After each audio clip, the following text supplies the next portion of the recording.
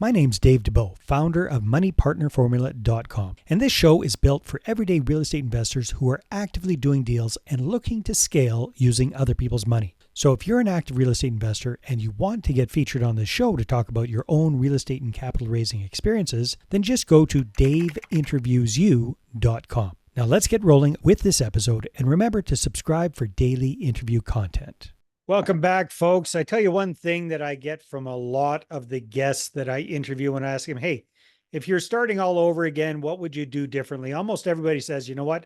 I would start a lot earlier. I would start a lot younger. Well, that's exactly what our special guest today has done. Amanda Dyck is a real estate entrepreneur, a tycoon in the making, who started her journey at a pretty young age of, I believe it was 23 years old. And she's got her first investment property up and going, which she's house hacking. She's partnered up with another real estate investor and is helping out and doing property management. So she's not only working full-time at her job, but she's also very, very, very involved as an active real estate investor. So Amanda, welcome to the call. Great to have you. Well, Dave, thanks for having me. I'm excited to be here. As I said before, this is my first time doing this. I'm very excited, a little bit nervous, but yeah, Well, I can't wait to have this conversation. I'll be as nice as I can be for a cantankerous old coot. Okay, how's that sound? Right. That's So, about as much as I can ask. so Amanda, let me ask you this. So, tell me a little bit about that. Your first investment property. What kind of inspired you to buy the property, to house hack it, to do everything? Because I believe it's a suited property, if I'm not mistaken. Correct? Correct. Yeah. Yeah.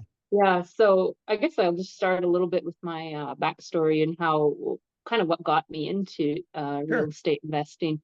Um, I've kind of always wanted to go that route, and I've been saving and saving and like working hard to get that down payment. And I guess it took me a bit to like really bite the bullet because um every time when the house prices would go down and interest was up, everyone's saying, "Oh, wait till the interest rates go down."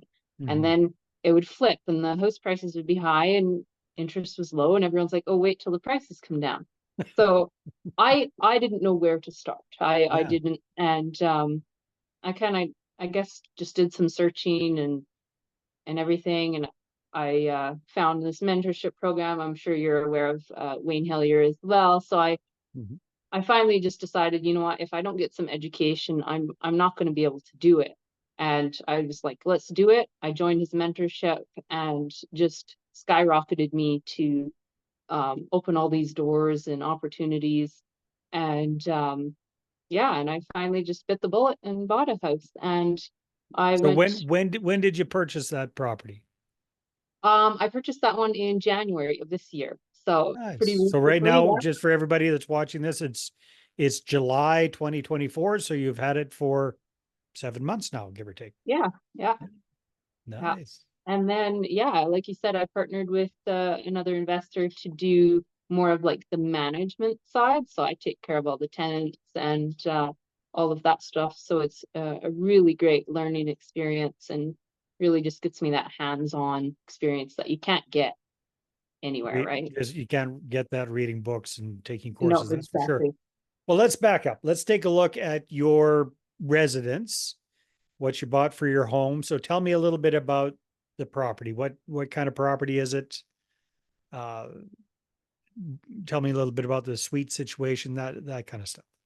Yeah. Do you want to hear numbers too, or Oh, if you got them, love to. Sure. I love sharing numbers. Nice. All right. So the primary property that I currently live in, I bought for 292, and that was I originally started dealing with on it in November of last year. So it was a long close on that one, a couple Mhm. months waiting, but definitely helped, I think, get me in the door with that price for sure. Yeah, for sure. So Um, was it on the MLS? Was it off market? Was it through a realtor, private deal? How did you find the property? yeah, so that one actually was on an MLS. Mhm. I was kind of like casually looking at the time. I knew I wanted to buy something before the end of the year, or that was my goal anyways. Mhm. And the house I really wanted to look at was near the college. And the day I booked in to see that one, my realtor texts me. He's like, "Yeah, that one I actually just accepted an offer." Mm. And he's like, "Is there any others you want to look at?" I'm like, "Well, not really." But I'm like, "We can go look at these, just for shits and giggles." But Yeah. and this house was one of them. And came and looked at it and loved it and bought it. So, Well, there you go. but Now, yeah, that one was on the MLS. Yeah. so were you able to take advantage of some of the first time home buyer financing and incentives and those kind of things to help you get in your foot in the door? Um, yes and no. Leaning towards more the no, because just where I'm at with like salary and stuff, I Yeah. actually couldn't qualify for the 5% down on this specific property. Hmm. So this one I actually did just end up going the 20% down. Wow. Of course I did have a little bit better interest rate because I'm living here, right? So, Hmm. but no, I went the 20% down on this one. Okay. Yeah. Well, that's a fair chunk of cash that you had to save up, and I can see that taking a little while. So, did it already have a suite in it, or did you put the suite in it yourself? It was already suited, yeah. Okay. And like I said, so it was actually on the market for, I think by the time I dealt on it, like 100 days, Hmm. which is quite shocking considering like where we're at with the market right now, right? Yeah. And which was good. I really enjoyed that because it gave me a little bit of breathing room, with it being my first primary house and Mhm. everything. It gave me a bit of time to like get things in order, and it wasn't so stressful like the market is today. Yeah. But yeah, no, originally they were asking, I think, 324, and then when I started dealing on it, they had dropped the price to 314. And you were And really able to get it for what, 292, did you say? 292, yeah. Nice. There you go. So, So yeah, I know they always say don't lowball, do your best offer, because then they'll come back. And I'm like, you know what? It's been on the market a while. Let's go for it. So I offered 290, and they came back with 300. They didn't want to go under 300. And then they also sent the comp with actually the house next door had sold for 320 without a garage. mhm. And I'm like, okay, how about 295? And they're like, okay, sure. And then with the property inspection, like it's an older house, so with the property inspection and stuff, we were able to just to shave a little bit more off of I that. see. So Yeah, good job. Well, look at you all negotiating and stuff on your first deal. Okay, so walk me through how it's working out financially for you, because I understand not only are you renting out the suite or you're renting out part of the property, but you've got roommates in there, so you're kind of double house hacking. yeah, exactly. Like so I live in the basement actually, so that allows me to get a little bit more revenue upstairs as well. Yeah. But How then many yeah, bedrooms, how many baths upstairs? two bed, one bath, and then same downstairs as well. Two bedroom, one bath. Got it. Um, so yeah, because mine's like a grandfathered suite, everything runs on 1 meter. So I Okay. do I do pay all of that, but then that's kind of just factored in the rent, right? And I don't mind doing that, and I have really lovely tenants. So yeah, I actually kept the tenants upstairs that were already in here, which Well, I'm I sure have they're learned. happy about that. That's for sure. Yeah, I've Yeah. learned that's a controversial uh, opinion, but a lot of people like to screen their own tenants, right? Which is Yeah. understandable. But yeah, I decided to keep those, and they've been really great. And then yeah, I'm renting the extra room downstairs here with me, and yeah, it's working out great. That's great. So if you don't mind sharing, like, are you cash flow positive? Are you pretty much covering most, if not all of your expenses, or do you still have to come out of pocket a little bit? I have to run numbers again Mhm. because it's one of those things that just gets pushed to the back because Yep. lease renewals are always front of mind and stuff like that. But um, I am even. I think I'm a little bit on the cash flow positive. Well, that's pretty awesome. So you're actually making money on your Yeah, own primary residence. That's yeah. outstanding. Good for you. So now you're also involved in some other properties and you're helping out another investor with property management. Tell me a little bit about that. How did that happen? Yeah, so it's actually a relative of mine that already had these properties, and I kind of just came in and with the offer of like, hey, let's partner, and I'll take care of all the tenants, I'll do all your like leases, all of that paperwork stuff, the more like legal side Yeah. and documents. So yeah, I've come in and started getting the tenants in place and like all that changeover that naturally happens. So Yeah. um, Now, you say partner with it. Is there some sort of an equity situation in that deal, or is it more as a property manager? it's more of a like small equity. Yeah, Nice. just because I am learning as well, so Yeah. I don't mind having, a bit of a cut with that. And I think that's an important thing to know. Like when you're learning, be open to those situations that, you might not get the best deal, but think of the experience you're gonna get. Like you can't, like I said, you can't buy that. You can't read that in a book. So Yeah. All right. So it sounds like you've been kind of elbows deep in real estate since January, and you've been managing your own property and some other properties as well that you've got an interest in. What have been some of your big takeaways so far, Amanda?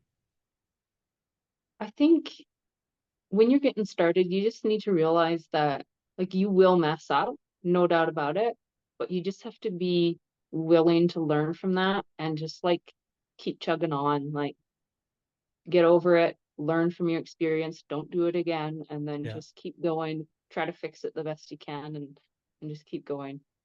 Very, very good advice for anybody at any stage, that's for sure. So, do you mind sharing like a story? What might have been a little mistake that you made that you had to do some course correction on? Uh there's probably a couple, but the first one that comes to mind is when I purchased this property, like my primary, um, I didn't read or request the lease that was already in place. Ah, So probably like already after I'd closed, I was looking at the lease renewal and looking at all the details.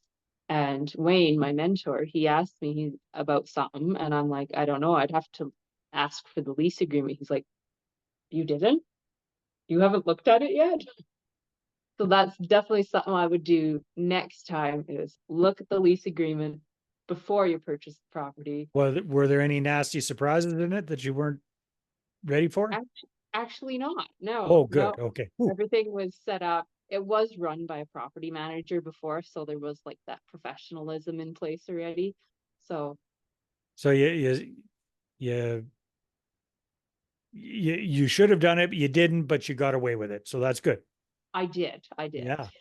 Nice, nice, nice, Could have nice. been dirty, but we squeaked through and everything worked out for that one. So Wonderful. Wonderful.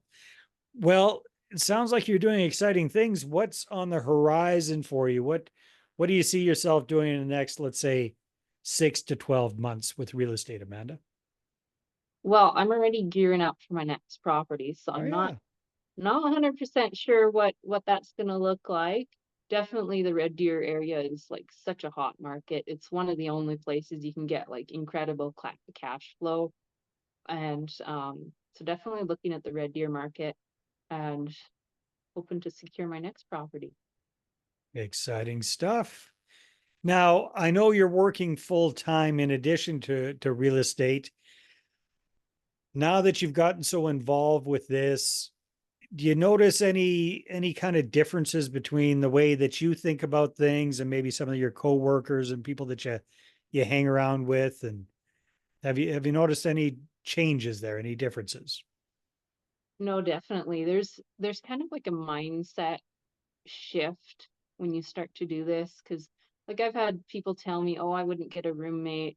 You'll regret it." And I love it. and why not pay the bills, right? Like, Yeah.